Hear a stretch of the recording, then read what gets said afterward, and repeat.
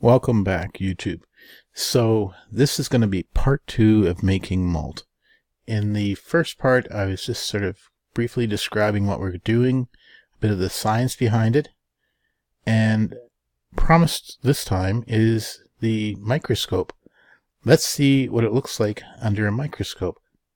So this is my celebration barley. Imagine that I put it into a 2-gallon pail. I've taken almost a gallon, probably about a gallon of barley, and I've put it in a 2-gallon pail and covered it in water. There's probably about 2 inches, 3 inches of water over top of it. It doesn't really matter. After 3 hours, after 2 or 3 hours, you're going to stir it, let the air bubbles out. It's producing air bubbles because it's actually doing something. It's a living object now. You're starting it to grow. And after about 6 hours, 7 hours, you change the water, give it new water. And now let's have a look at what it looks like after 12 hours. It was a Friday when this happened, so let's go with that one there. Computer's a little slow, but there you see it. Now, this here is going to be a rootlet. So this is the plant. Not much to see, except you're going to see little white ends on it. I'll see on Friday I had a few other ones. Really not much to see. But you're going to take them out of the pail. And now you're going to spread them out. I have a container that's about 3 feet by about, let's say, 1.5 feet. It's a big sort of Tupperware bin. It's one of these flat ones they use for sliding underneath your bed and that, I guess. In any case, that is a pretty good container. You need something big and flat to put all these things out. You'll find that a gallon of these seeds doesn't weigh enough to make a nice batch of beer, but it's quite a lot to work with. So that's why I'm doing a gallon. I'll have to do several gallons over a period of time. You'll also find out that fresh is not what you want. This needs to, after we get this all done, it actually has to sit and wait another few more weeks. So let's go back here and have a look. This is day 1. And not very exciting after day 1. And now, that was a Friday. Now I go over to Sunday. Let's go over the first Sunday one we have. Okay. There. And again, that's our little root. This is not the stem that we're waiting for to come through. It's the root. It starts with the root. And you can see it's a fair size. We'll go back here. And I have some really nice close-ups of this. The end of this little root has a funny look to it. That's not a clear enough picture. Oops. Where'd we go here? Let's see. We'll find a clearer picture, I think. Right there, maybe? It's getting a little clearer. This is 1500 magnification under a microscope of the little rootlet. It seems to have, I don't know what that is, but it seems to be part of the rootlet. And we will, there's one rootlet that actually, sometimes, this isn't all, these rootlets all grow at different rates. So this is another one that really was aggressive. And he's grown crazy. But it doesn't help us because we need them all to be at the same rate of growth. So I won't be too concerned if a few turn out like this. But we're not going to react to it. Okay, let's have a look what happened on Monday. On Monday, I ripped apart one of these things. It's always fun to rip them apart and see what's on the inside. So that's the root. And I don't think I could see any part of the stem. And I was a little frustrated I couldn't see any part of the stem in there. But that's just ripping it apart under a microscope. Not a great magnification either. And here's what it looks like. on Monday. So you're going to see multiple things coming out of here. These are little rootlets. That comes out like that. This is the way it's supposed to come out. So that's everything coming out. That is not the stem. This is not a stem. Let's go back here. So again, we started on Friday. It's now Monday, and we're still waiting for it to come through. And it started to come through on Tuesday. Came through in a big way. So again, yeah, we'll have a look here. Now on the one end, okay, I'll go with this one right here. On the one end, you have the rootlets. This one is gone too far. It's poked right out the top of the stem. I would like it somewhere in there. Okay, but I can't control these little seeds. They'll go at any speed they want with growth.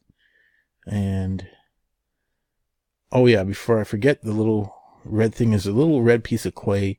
I put it so I know exactly where the center of my microscope is. And so this is a seed, and I've ripped out of it the rootlet along with the stem. And I'll look at a few more here. This one I found interesting.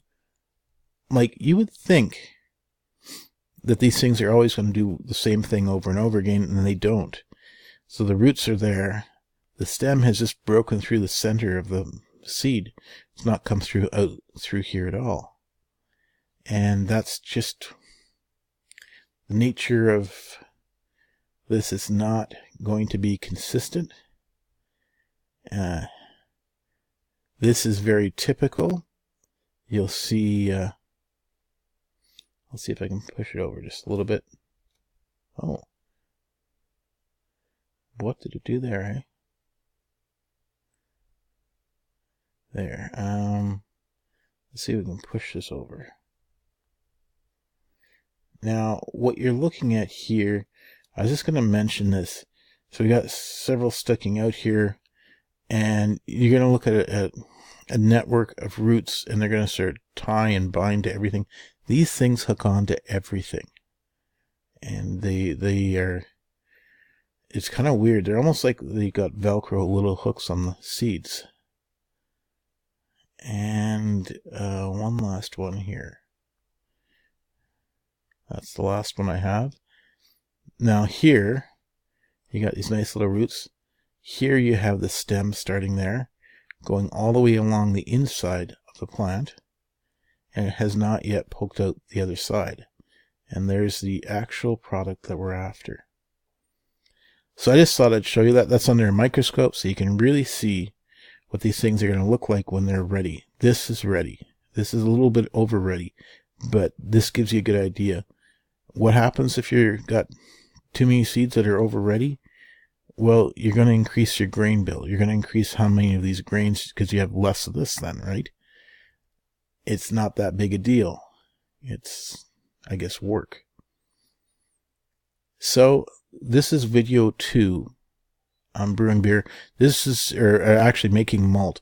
This is just to help you see that this is what the stages that you're trying to get to before you're ready to start. At this point, you're going to start roasting these things. And that's even a little tricky. There's some rules to this too. So this whole time, this has been kept at room temperature. The water's been kept clean. For the first day, you change the water a few times. And then after that, you're putting it in a bucket. You're turning it all the time in this big flat thing, and it's covered. So it doesn't lose humidity. If it gets it all dry, you're watering it. It's little seeds without soil. They need to be protected. In any case, that is the second part to making malt. I would say this is just the beginning. You're not the real work, the real heavy work, or real time-consuming work is in malting.